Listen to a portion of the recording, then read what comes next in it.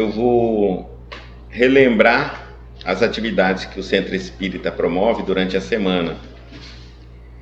Começando então pela segunda-feira, nós temos todas as segundas, 20 horas, o Evangelho no Lar à distância. Esse trabalho é feito para que a gente o acompanhe à distância, pela internet, não é presencial. O Evangelho no Lar é muito importante, porque ele trabalha com a ideia de nós lembrarmos os ensinamentos de Jesus estando em nosso lar. E auxilia também a doutrinar, os espíritos que gravitam ali naquela psicosfera do nosso lar, levados por nós, pelos nossos pensamentos, sentimentos, atitudes, costumes, vícios, defeitos, virtudes, enfim. O Evangelho no Lar promove exatamente isso. A gente limpa fisicamente o lar todos os dias. Deveríamos limpar todos os dias espiritualmente, mas não fazemos. Então, uma vez por semana é muito importante. Depois, na terça-feira, nós temos duas atividades. Uma das 19h30, que é o Evangelho presencial. Esse Evangelho presencial teria que vir até aqui, tá? Aí é para quem tem como se locomover e gosta dessa atividade mais presencial, não se acostumou com as atividades à distância. Depois vem às 20h30, nós temos a irradiação. Ele pode ser presencial e pode ser à distância. Quem gostar pode vir até aqui, mas quem preferir pode fazê-lo à distância. Como é uma atividade bem rápida, eu acho que é muito esforço sair de casa, deslocar no trânsito, correr o risco do horário, da locomoção. Aí, às vezes, a pessoa chega cansada. Então, faça em casa mesmo. Se conecta às 20h30, toda terça-feira, e a Luciene vai fazer este acompanhamento, pegar todos que têm o mesmo interesse, os mesmos pensamentos, as mesmas ideias, e vai gerenciar isso para promover uma energia benéfica, saudável, positiva, onde será doado ao mundo espiritual para que os benfeitores façam um bom uso. Nós aqui não fazemos o encaminhamento dessa energia, tá? Eles é quem sabe para onde vai, normalmente para áreas de guerra, áreas de violência, áreas de conflitos. Depois tem toda sexta-feira uma palestra no YouTube. Dado o nosso recado, não vamos esquecer de dar o like, ajuda bastante no algoritmo do YouTube, e das inscrições, se inscrevam-se, tá? Também auxilia na forma como eles calculam lá o algoritmo do YouTube, faz uns cálculos dele entre inscritos e likes, e oferece a Reforma Íntima, esse tipo de programa para quem mais precisa, quem mais se interessar. Lição de número 110. Vidas sucessivas. É interessante. Na lição de número 107, fala da vinda do reino de Deus. E Jesus adverte que não vem com aparência exterior, e sim do nosso coração, de dentro de nós. Aí alguns de nós vamos perguntar, mas como de dentro para fora? Aí a palavra aparece, a lição posterior, 109, reencarnação. Então, através da reencarnação, nós vamos abrindo mais o entendimento, vamos nos situando mais na compreensão, vamos fazendo a reforma íntima gradativamente. Então, olha só, está funcionando a implantação do reino de Deus de dentro para fora, não de fora para dentro. Depois, ele fala aqui, na lição 109, que tudo que a gente pede, a gente recebe. Tudo que a gente busca, encontra. Mais uma vez, o reino de Deus ainda vem com expectativas e propostas interior, de dentro para fora. E agora, na 110, ele fala vidas sucessivas.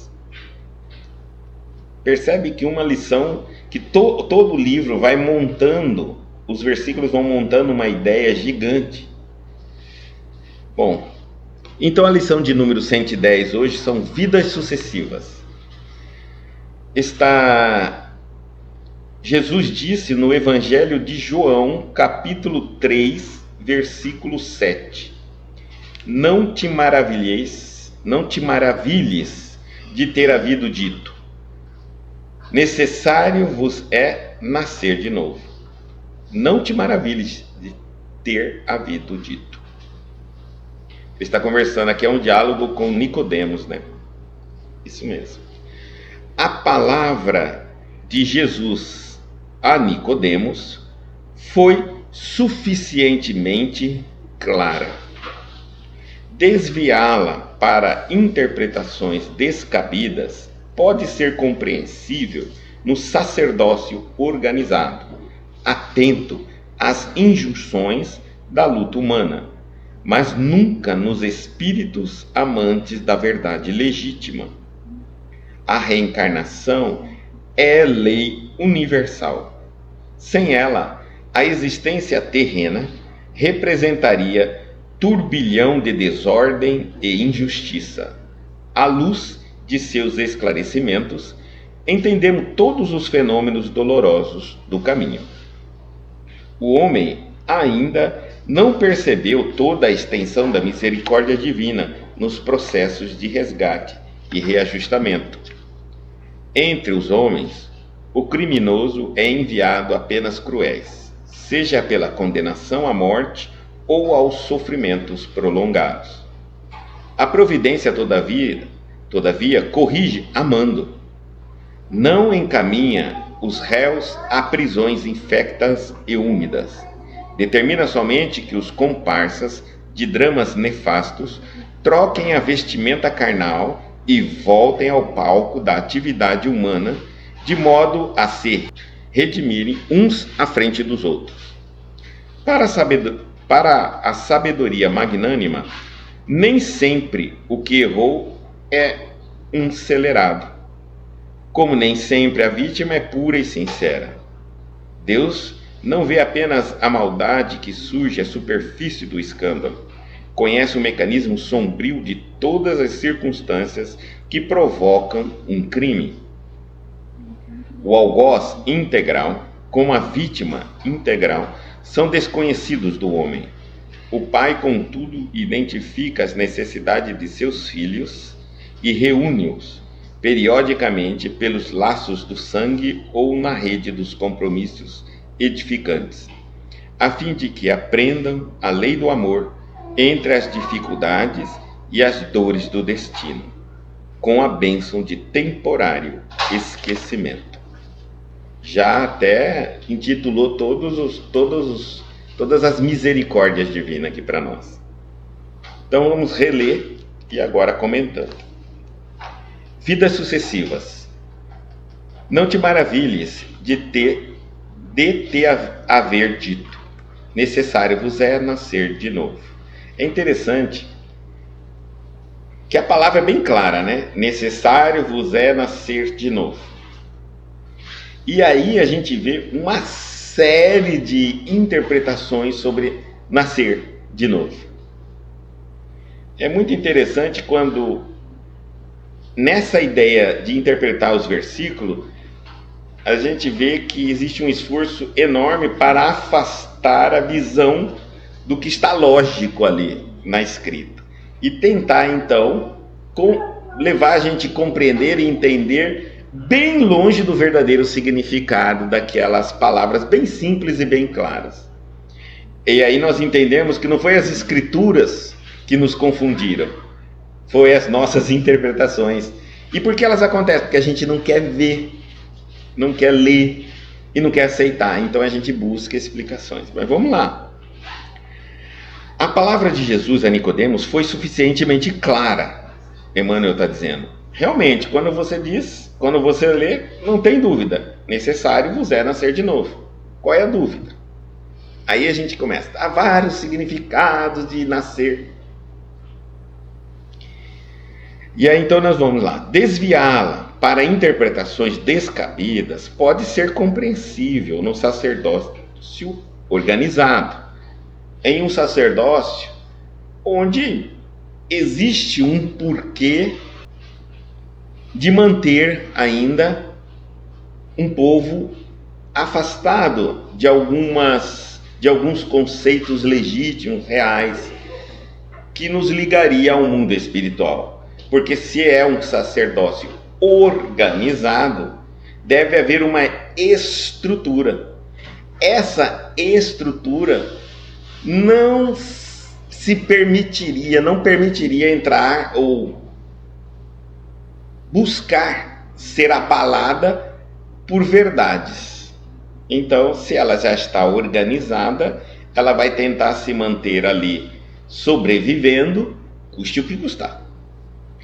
Atento, e ele fala que esse sacerdócio organizado, ele completa, está mais atento às injunções da luta humana.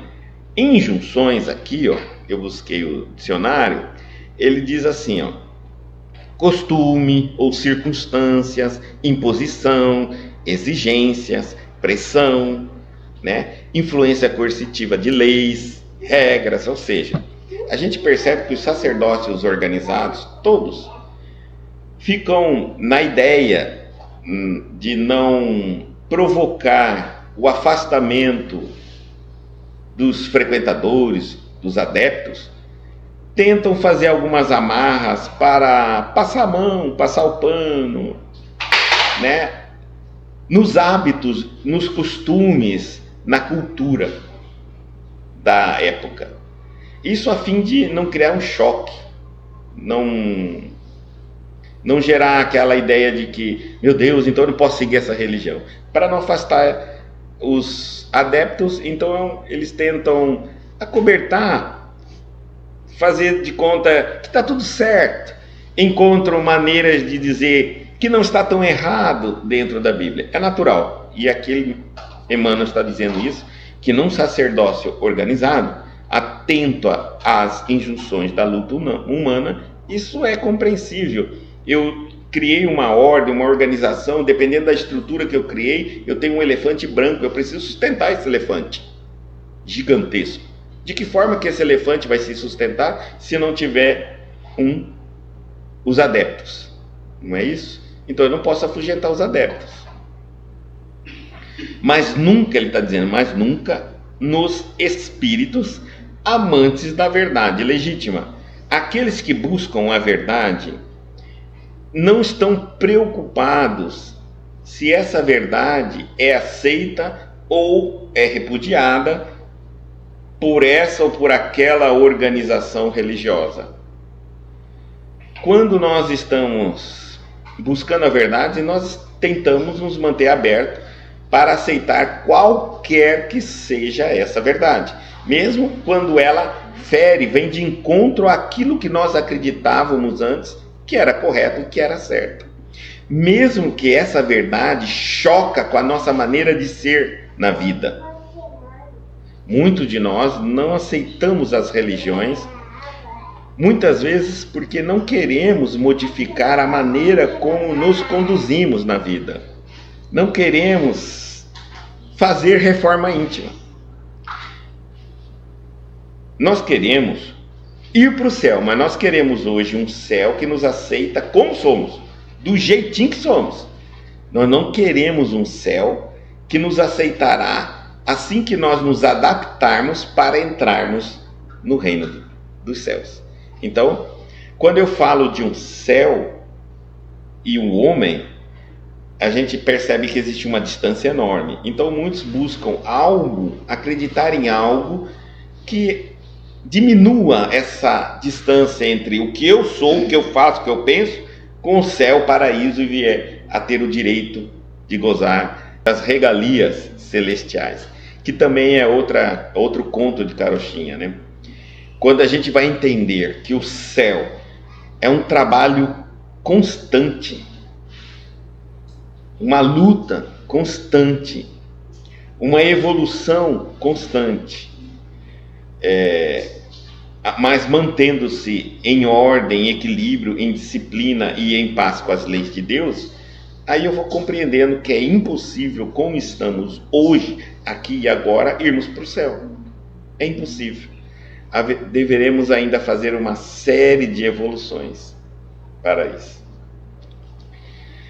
Então, A reencarnação, ele está dizendo, é lei universal. Olha, se é lei universal, não importa se é na Terra, Marte, Júpiter, Saturno, se é nosso sistema solar, se é outro sistema, universal. Então, por mais que venham contato com seres de outros planetas, também reencarnam.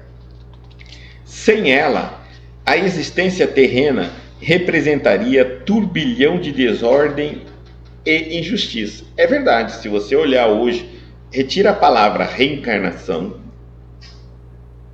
do seu entendimento e olha a humanidade como é. Então você só vai enxergar o quê? Castigo e punição, castigo e premiação. Uma hora algo está acontecendo porque ou é Deus que castigou ou é o demônio que castigou, né? Se eu estou fazendo coisas boas, o demônio está me perseguindo, porque eu estou fazendo coisa boa. Mas se eu estou fazendo coisa errada, Deus está me castigando porque eu estou fazendo coisa errada. No final da história, eu estou sempre vendo injustiças, sofrimento, dor, doença, miséria, enfim. De que forma eu vou explicar isso tudo sem a reencarnação, quando eu acredito que todos nós nascemos no instante do nascimento nosso, quando nós fomos concebidos como seres inteligentes no instante do nosso nascimento?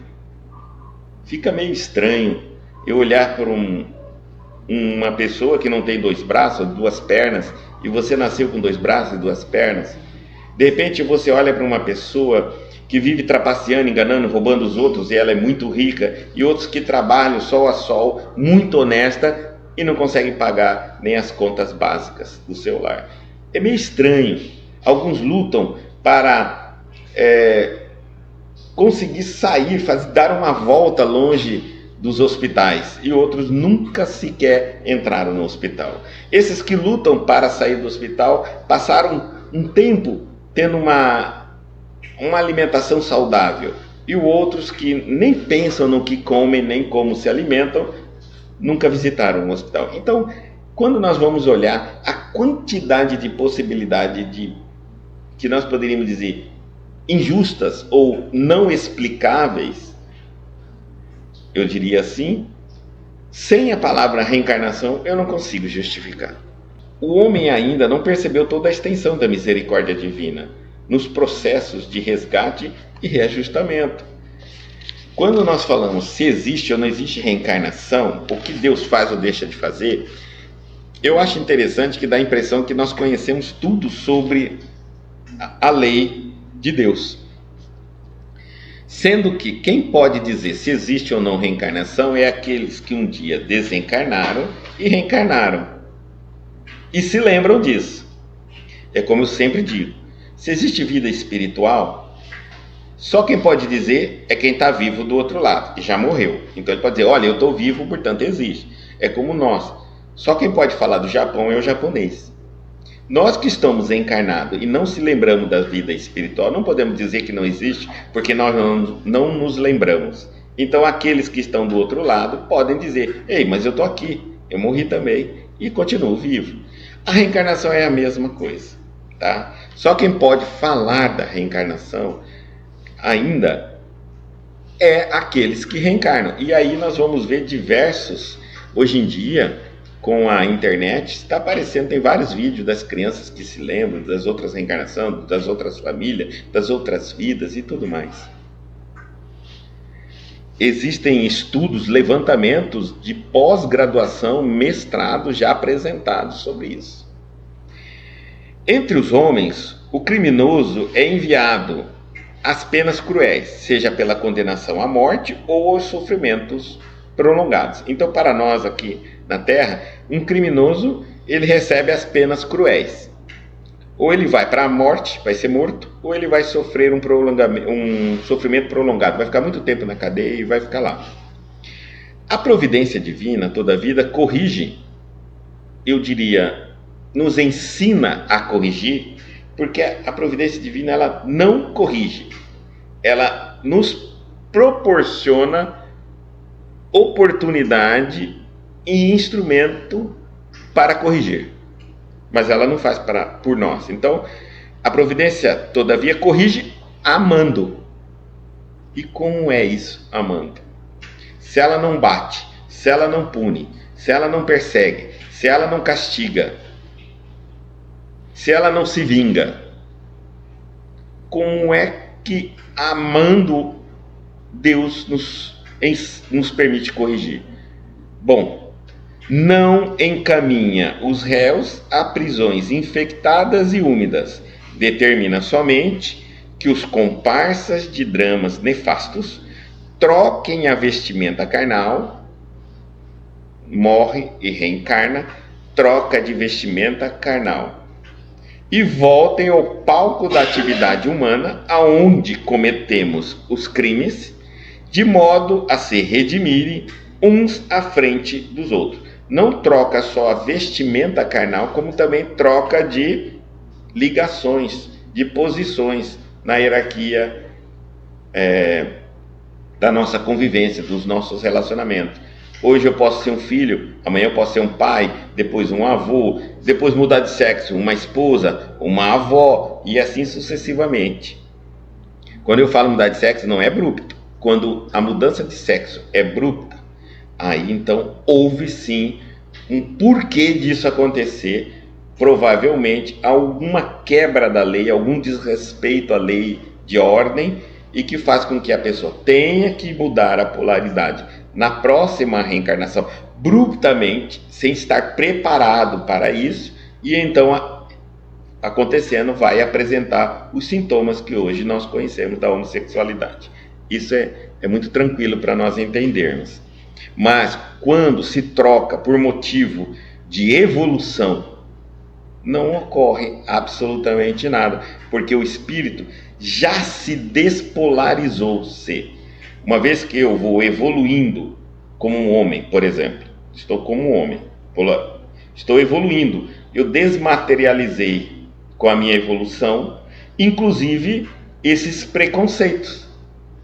Naturalmente, eu estou como homem, mas não me sinto homem, eu me sinto espírito, dotado de inteligência, capacidade de amar, e pronto. Quando eu nascer como mulher, estou apto a exercer a função no campo feminino ou no corpo feminino, sem problema de conflito nenhum. O conflito vem quando eu não estou preparado para exercer a minha função na polaridade que eu infringi, que eu, de alguma maneira, cometi uma falha. Não vamos adentrar muito nisso, porque é longo isso. Para a sabedoria magnânima, nem sempre o que errou é um celerado, ou seja, para nós eu vejo alguém cometendo um erro, uma falha, ele é o culpado, ponto final. Inclusive arranjo os testemunhos, faço as evidências dos fatos, pronto, acabou. Concretizei os fatos, é isso, ele é culpado. Para Deus não. Como nem sempre a vítima é pura e sincera, que nem sempre a vítima é vítima e o algoz é algoz. Às vezes, para a lei divina, o algoz é a vítima e a vítima é o algoz. Como isso? Porque Deus não vê apenas a maldade que surge à superfície do escândalo. Conhece o mecanismo sombrio de todas as circunstâncias que provocam um crime. Então, muitas vezes, a gente vê jogando pedra, tirando pedra, julgando, condenando uma pessoa que é apenas porque cometeu erro, mas ela é apenas um bom aluno, nada mais, uma vítima, um bom aluno sua vítima do momento, né? A gente vai ver, por exemplo, alguns estados de pedofilia muito assim. Às vezes, nenhuma outra, na vida anterior, aquele jovem ou aquela jovem foi usufruída, foi explorada sexualmente. Então, foi criado nela uma estrutura, um desvio de comportamento e que está impregnado nela. E desde pequena foi acontecido isso. Bom, quem a ensinou? Quem a explorou? Ambos desencarnaram nesta existência. Muitas vezes, agora, essa menina ou esse rapaz vai ter um filho, que foi o seu estuprador, que foi o seu violentador ou violentadora. E agora vai repetir no seu filho aquilo que ela aprendeu com ele quando ambos eram adultos. Então, é lógico que nós assistindo, a nossa sociedade, assistindo apenas uma cena da novela, do drama, nessa única existência, sem levar em considerações as existências passadas, já sabemos quem está errado. É óbvio, nós temos as nossas regras, as nossas normas, as nossas leis. E deve ser assim para manter a ordem no atual capítulo. Mas, para Deus, não importa a ordem do atual capítulo. O que importa a Deus é aonde há erro deve haver acertos. Então, por que retornam na mesma família? Se um foi o algoz e outra vítima, por que eles estão dentro da mesma família? Exatamente no mesmo palco da vida onde o crime foi cometido. Próximos um do outro para que se equilibrem um com o outro. Vão se reajustar, né? Antes da reencarnação, os benfeitores tentam explicar aonde errou, aonde não pode se repetir o erro, o que ocasionou e qual é a necessidade deles virem juntos, próximos às mesmas reencarnações. Para que o espírito que cometeu o erro e aquele que foi vítima entenda a situação. E a reencarnação é apenas um teste para ver se realmente houve o verdadeiro perdão. Se houve o verdadeiro perdão, não tem problema. Vão nascer na minha família, vão estar tranquilamente e não vai acontecer absolutamente nada. Mas se não houve perdão verdadeiro de algum, pronto, já vai ali acontecer. Não precisa vir os dois juntos. Quando a gente vê os dois juntos, normalmente a gente já entende, mas pode ser que o homem, o algoz nasça e a vítima fique na espiritualidade, não reencarne agora.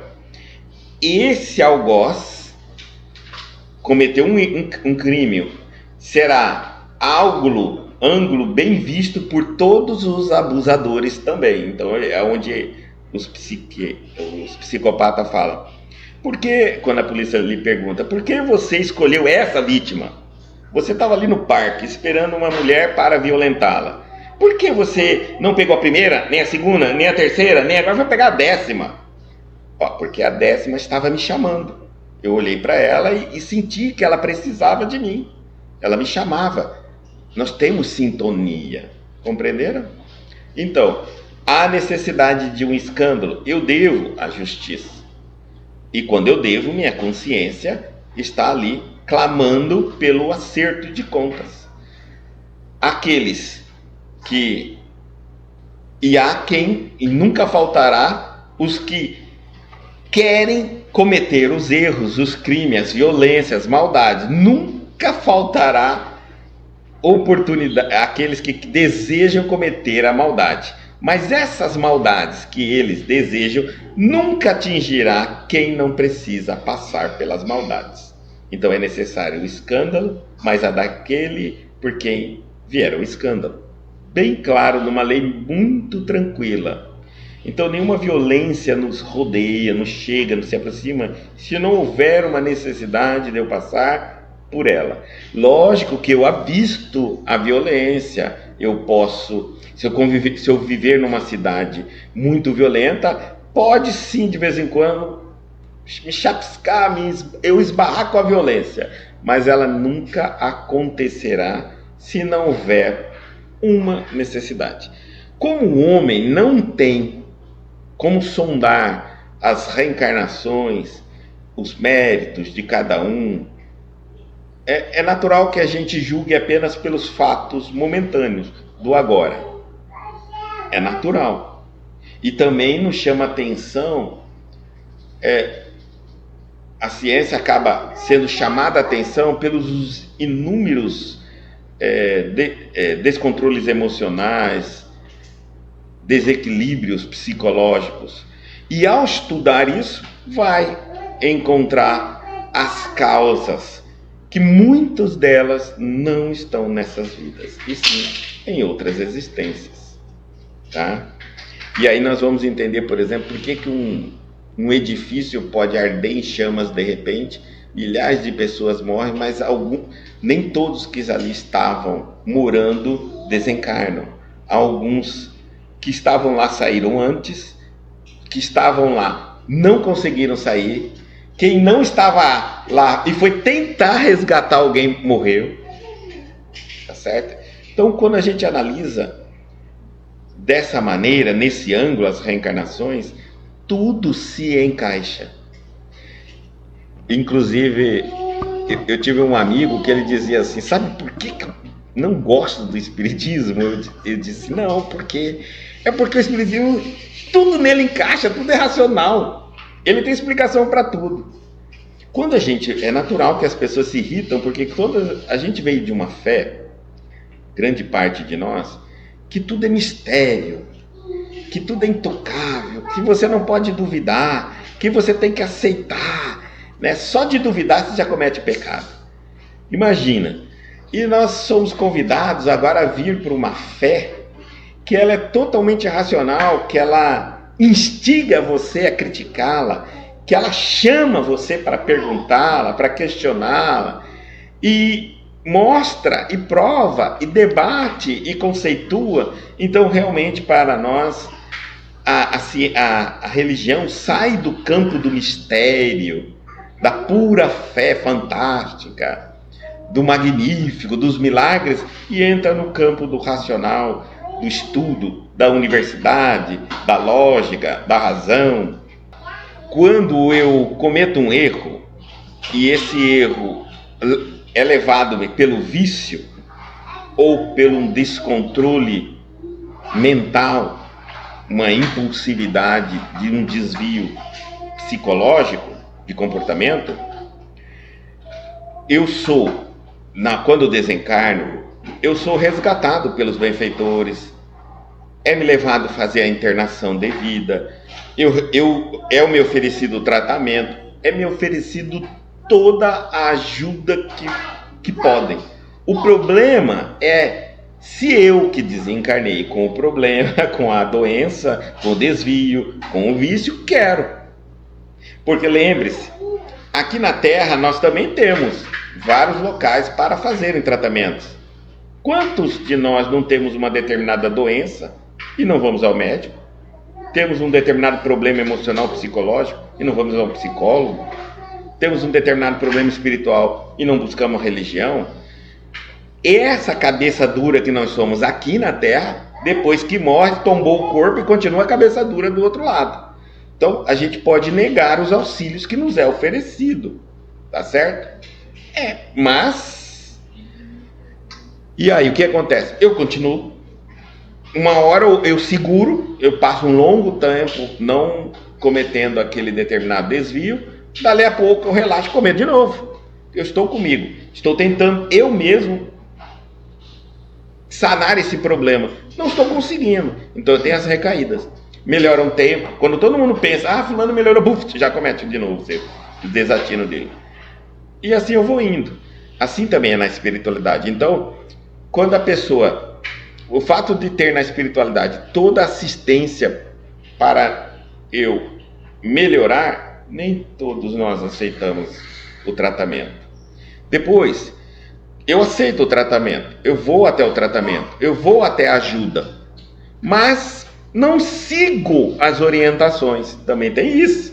Então, o espírito fez todo o tratamento, aí veio a oportunidade de reencarnar, é o teste dele. Mas ele não foi aquele espírito dedicado a se libertar. Então, ele ainda continua com o problema. Assim que tem as oportunidades, ora ele resiste, mas vai chegar um momento que ele não resiste. É tantos meandros, a mente humana, ele é um baú de mistério.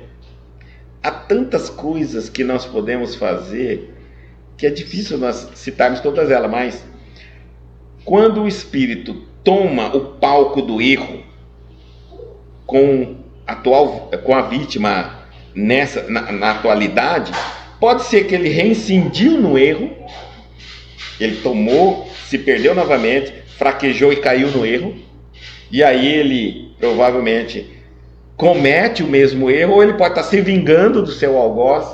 Só Deus sabe. Quando a gente só tem certeza quando fica sabendo a história para compreender. E geralmente isso ocorre em 2, 3, 4, 5 reencarnações. Quando eu, de alguma maneira, estou convivendo com pessoas que me maltratam psicologicamente, emocionalmente, de uma certa forma, eu sei que preciso passar por isso, seja consciente ou inconscientemente. Conscientemente é quando alguém fala, nossa, o que você está passando, eu não aguentaria. Você fala, mas não, eu mereço, minha alma é gêmea, não, eu amo, não, vai mudar, não, deixa comigo. É você que quer, não é Deus que impõe. E tem o inconscientemente, é quando eu, sabendo dos meus defeitos, na espiritualidade antes de reencarnar, o meu benfeitor fala assim, olha, você tem isso, você precisa resolver esses problemas. Então, aí, vamos debater como eu conseguiria resolver isso. Faça o tratamento na espiritualidade antes de reencarnar, veja como você deveria proceder diante dessas situações. Você faz o tratamento e reencarna, aí vem as experiências, que é encontrar pessoas, ou às vezes alguém que você, de uma certa forma, perseguiu psicologicamente, ou não, uma pessoa que persegue todo mundo, mas vai te testar, para ver se como você vai lidar com esse tipo de pessoas, porque conforme você lidar com esse tipo de pessoas, você estará lidando consigo mesmo, porque o seu defeito está ali, naquela pessoa. Por isso que Jesus falou assim, serás medido com a mesma medida que medires. Se você é intransigente, se você é cobrador, se você é o punitivo, é o sentenciador, será sentenciado, punido, perseguido e cruel quando também falhar. Mas, então, quando essas pessoas, elas estão cobrando, elas estão se comportando como elas são. Às vezes, cada um dos seus problemas, seus conflitos, eu estou no campo dela, de convivência, por isso estou sofrendo os impactos da rebeldia dela, da violência dela, do descontrole dela, porque eu preciso estar nesse campo para que eu me equilibre. Muitas vezes eu vou perceber que vou me tornar uma pessoa mais centrada, mais reflexiva, com mais fé, penso muito antes, porque eu convivo com uma pessoa extremamente explosiva. Se eu não tivesse essa pessoa explosiva, eu seria um explosivo. Sabe, aquele que alguém pisava no meu pé, está pisando no meu pé. Agora eu sei que convivendo com uma pessoa que eu não posso falar para ela, você está pisando no meu pé, porque ela é mais explosiva do que eu tenho que falar assim, olha, tá gostoso aí onde está pisando, é meu pezinho, deixa eu tirar ele e você continua pisando. Eu vou sendo mais dócil com ele.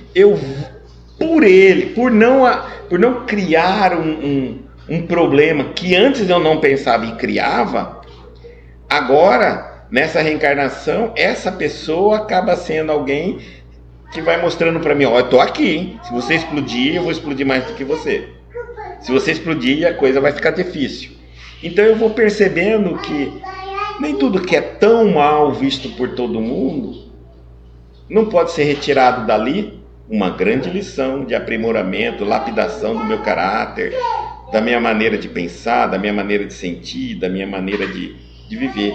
E dessa maneira, eu enfrento ou recuo. Eu posso pular fora do bar e falar, não, eu não quero esse tipo de coisa para mim, vou arranjar alguém mais calmo, arranjar alguém calminho e vou explodir com ele o tempo todo. Tá certo? E aí, ou eu falo, não, Eu vim nesse mundo para me reajustar. Então, eu percebo que eu tenho condições, eu tenho estrutura, eu gosto dessa pessoa, eu vou me reajustar, vou me reequilibrar dentro da relação. Olha, é bonito isso, porque eu estou fazendo por amor a mim, não por amor a ele, não é para mudá-lo, é para mudar a mim. Porque eu tenho certeza que a paciência que ele vai me testar, que a persistência que ele vai me testar, eu vou evoluir. E vou conseguir compreender muito mais os destemperados que vão estar à minha volta. Eu vou falar, nossa, eu sei como que é, eu já fui assim, também já tive ao lado de pessoas assim. É aprimoramento. Olha, todo caminho que nós escolhemos não tem certo, não tem errado. Tenha caminho que você é capaz de retirar ensinamentos, caminhos que te levam à evolução, caminhos que te modificam para o ser humano melhor. É isso.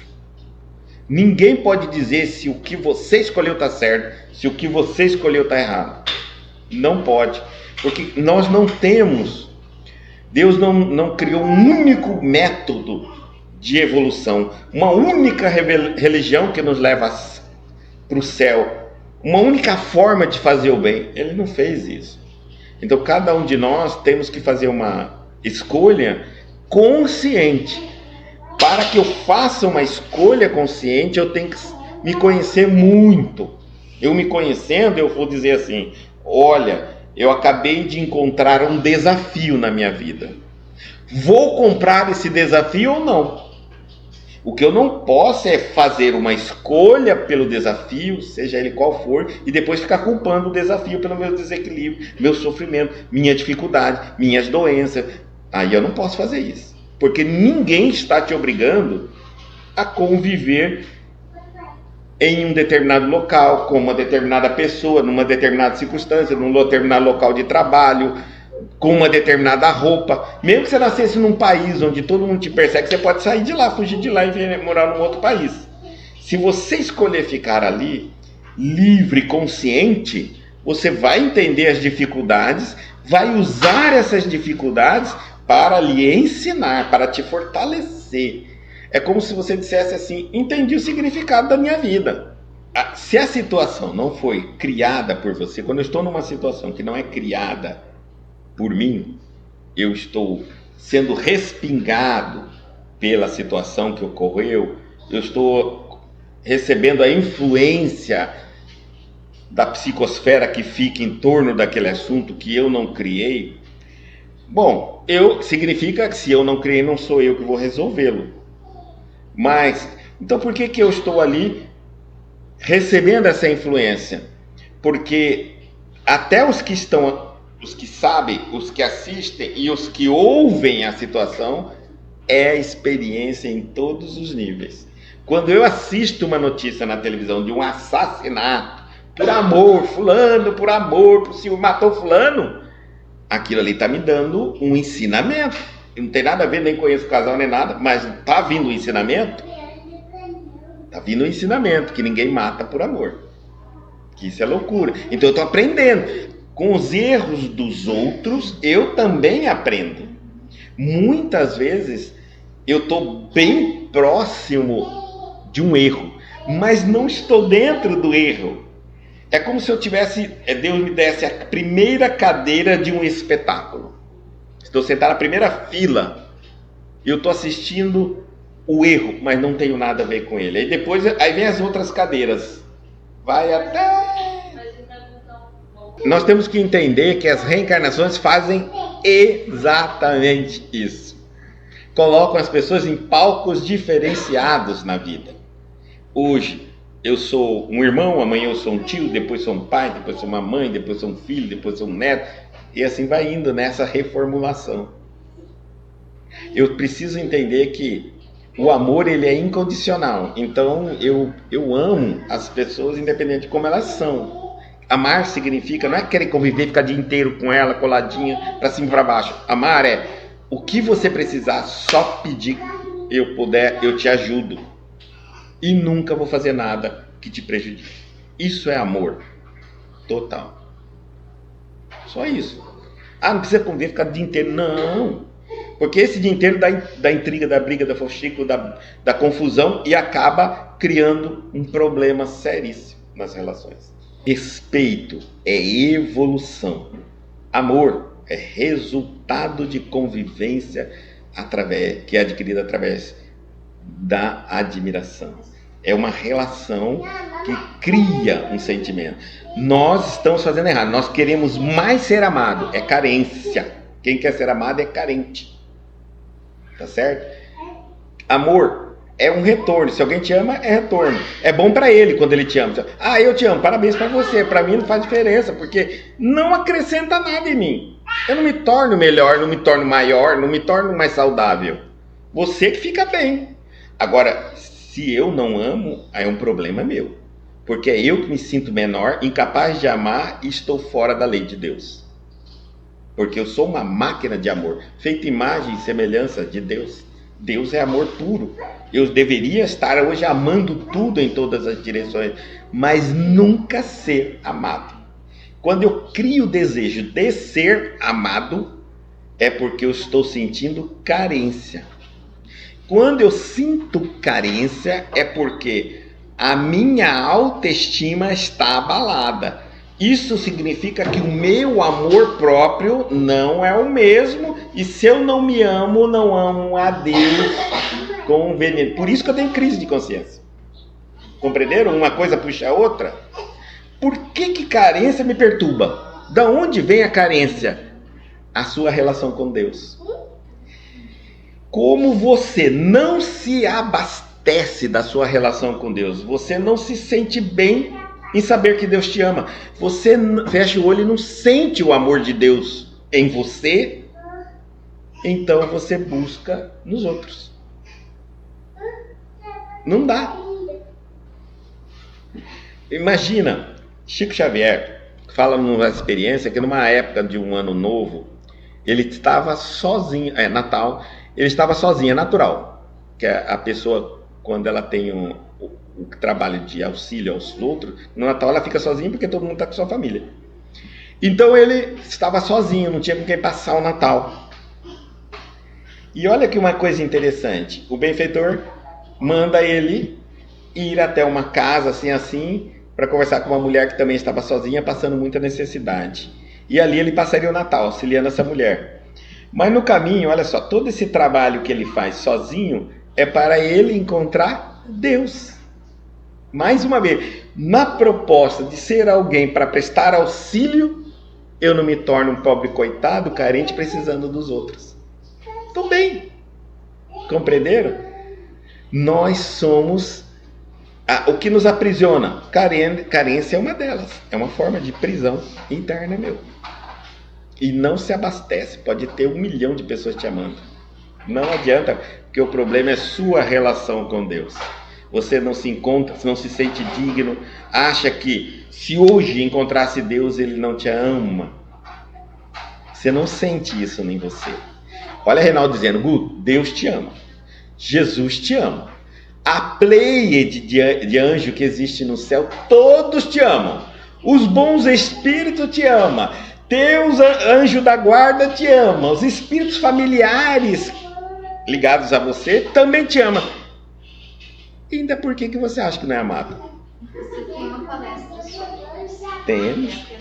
Porque o fulano não me ama. É não te ama. Não pode ter o direito de alguém não te amar? Por que você precisa daquele que não quer te amar? Então você está vendo que é um pouco da nossa maneira. Essa carência, ela não vem da falta de amor que o universo tem por você, representada em todas as escalas de consciência. Vem da forma como você não sente Deus presente dentro de você. Você acha que sozinho, por exemplo, numa casa, você está sozinho. Quem carrega o bloqueio dos sentimentos está com problema. Então nunca se bloqueie, se libere. Eu não vou amar o fulano porque o fulano não me ama. Não preocupa isso. Ame. Faça o que você pode fazer. Torne-se viva.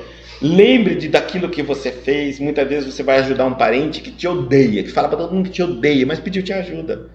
Vai lá e ajuda. Por quê? Porque você vai sair de lá bem. E vai sair para você assim, ó, ajudo. A palavra ajudar, a palavra ser útil, a palavra crescer, a palavra amar é inerente ao nosso espírito. Quando eu o exercito, pronto, sou o espírito. E a maior alegria nossa é viver como espírito. Caso contrário, eu me sinto muito pequeno, limitado, aprisionado, cheio de conflitos e perseguido por um fantasma. Às vezes, para conseguir me segurar de não perdoar, de não me dirigir a uma determinada pessoa, eu crio um monte de fantasmas de teoria para dizer que aquela pessoa é culpada. Mas eu não me engano. E na hora que eu vou dormir, eu sei que tudo que eu estou criando é a ilusão da minha própria cabeça, que eu deveria fazer a minha parte, amar. O algoz integral, como a vítima integral, são desconhecidos do homem. Nós nunca vamos saber quem é o culpado. Quem começou o problema, não sabe. Nessa vida a gente sabe quem está com o problema, está fazendo o problema. Mas quando, como isso começou, ninguém sabe. Já houve inúmeros casos que eu vi, que eu presenciei nessa vida, e quando vai nas reuniões mediúnicas, o negócio é bem pior do que você imagina. Que a vítima de hoje, meu Deus do céu, é o algoz terrível de outras existências. Então não dá para saber. Tá? Portanto, ajude. Ajude. Sem piedade, sem dó, sem aquela situação que a gente cria. Tudo está perfeito na lei de Deus. Inclusive nossos filhos. Não esqueçam disso. Ninguém é dó, ninguém é coitado. Ninguém é pobre coitado. O pai, contudo, identifica a necessidade de seus filhos e reúne-os periodicamente pelos laços do sangue ou na rede dos compromissos edificantes. Rede de compromisso edificante, um patrão, um relacionamento, um amigo, um orientador religioso, qualquer coisa numa relação são essa rede de compromissos edificantes, tá? Em laços de sangue ou na rede de compromissos edificantes, a fim de que aprendam a lei do amor entre as dificuldades e as dores do destino, com a bênção de temporário esquecimento. Esse esquecimento temporário é das reencarnações, graças a Deus. Graças a Deus, sem dúvida. Nós somos pecinhas terríveis. Sem dúvida. Mesmo quando você vê uma pessoa dedicada hoje, fazendo caridade, não nasceu, não foi às vezes assim em outras vidas, não. Era terrível. E aí por isso vem alguns médiums que cometeram erros graves e terríveis, vêm com a mediunidade para fazer esse resgate, fazer essa vida, essas horas, que é dada a mesma para todo mundo, ele tem que trabalhar mais, porque ele errou mais. Por isso, a mediunidade dele. Entendeu? E dado, lógico, um instrumento que vai fazer ele exercer aquilo para resgatar os erros que ele deu. Então, Deus prepara uma pessoa, diz, você vai trabalhar mais, eu vou te dar um instrumento bom, vai para lá, vai fazer tudo que você fez, corrigir o que você fez de errado. Tá certo? Muitas vezes a gente pensa que é uma graça, de forma alguma. É um instrumento de trabalho. E quanto mais eu posso ajudar, mais tenho que ajudar. Tanto intelectualmente, quanto fisicamente, emocionalmente, tudo que eu puder. Tudo que eu exercitar pelo amor ao bem do próximo, eu estou multiplicando os talentos. Existe uma parábola dos talentos na Bíblia, depois vocês leem. É importante. Foi dado um talento, 10 talentos a outro. E assim depois Deus vem buscar os talentos que lhe foi confiado. O que você fez com seus talentos? Não é para enterrá-los, né? É para multiplicá-los. Segue, ame, não importa quem te ama. Aliás, diga para as pessoas assim, não me fala que me ama. Sério, não fala. Isso me torna mimado. Mimado. Né? Então, é melhor eu não precisar viver disso, do sentimento que os outros têm por mim. Eu sei que alguns psicólogos vão falar assim, mas o ser humano precisa ser amado. Não, o ser humano precisa ser aceito em um grupo. Amado é uma coisa diferente. Aceito em um grupo é dar a ele uma utilidade. Quando eu sou aceito em um grupo, é porque esse grupo percebe a minha utilidade naquele grupo. Quando eu sou descartado de um grupo, é porque alguém pensa, o grupo pensa, eu não preciso de você. Por que eu quero você? O amor não nos prende. O amor é o contrário, ele nos liberta. Olha só que diferente. Se eu fosse amado por um grupo, eu não estaria naquele grupo. Porque o grupo ia dizer, nós já te amamos, já fizemos a nossa parte. Siga a sua vida, onde quer que você vá, com quem que você escolhe, a direção que você esteja, sempre te amaremos. E acredito que você por nós. Pronto, está livre. Mas se você for útil e todos te detestam, vão dizer, olha, ninguém gosta de você, mas você é o único que é capaz de fazer isso. Então a gente vai aceitar conviver com você durante um tempo. E isso é ser útil. Você está num grupo na qual você é útil, não amado.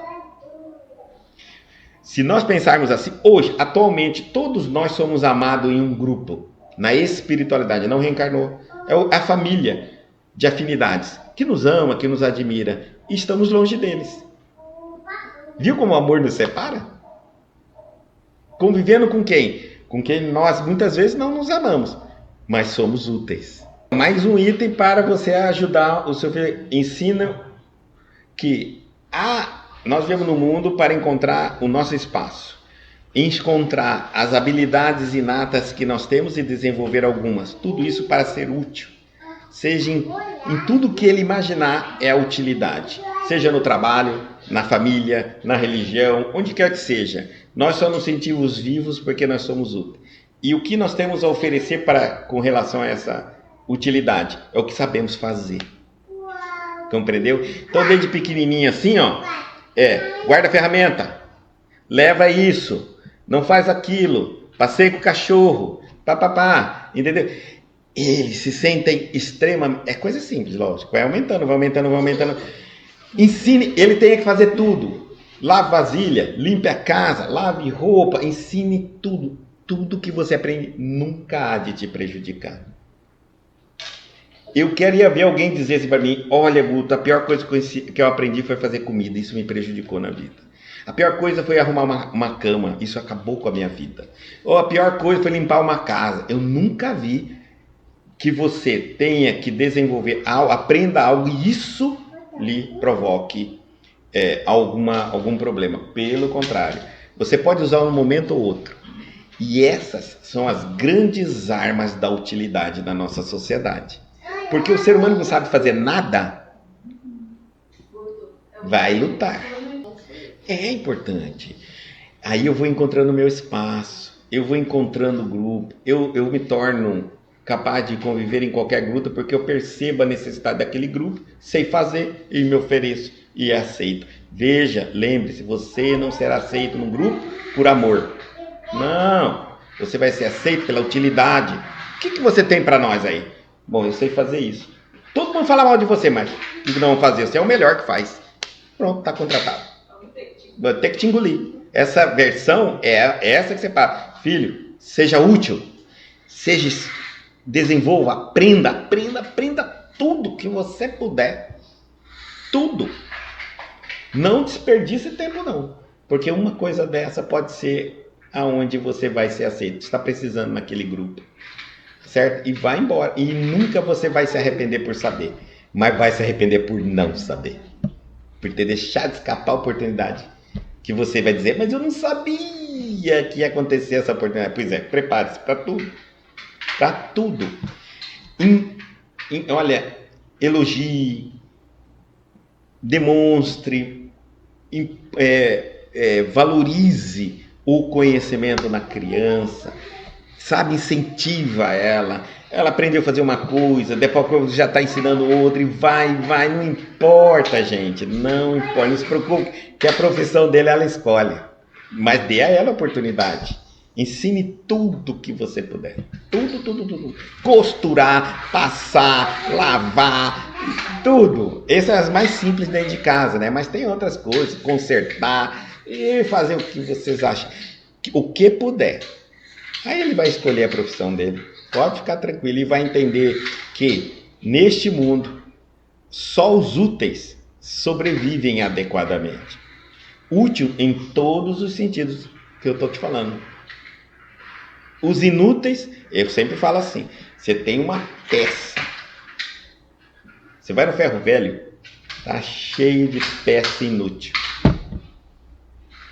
Aí você entra numa indústria automobilística, tem um quadrado assim, feito com vidro à prova de bala. Você olha aquilo ali e não enxerga. Ali está a peça importantíssima do motor. Vocês entenderam? Não importa o tamanho. Importa a função, a utilidade. Somos uma peça numa sociedade. A nossa função.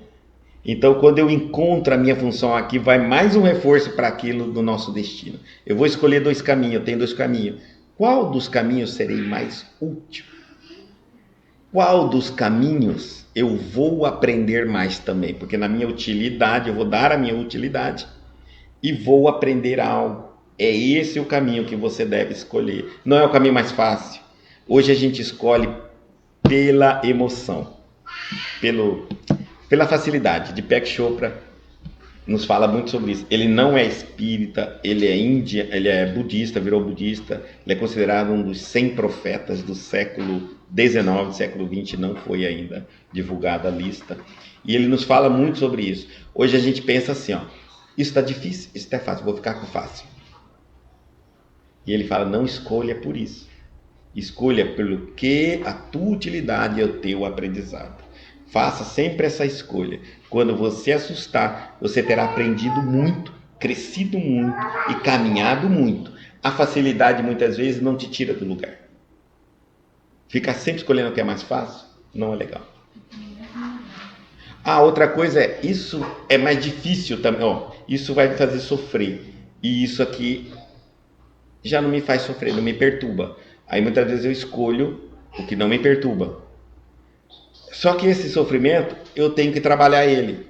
Se eu encontrar um significado do porquê gera um sofrimento negativo, eu transformar essa energia num aprendizado, quer dizer, eu não sofro mais, eu aprendo mais.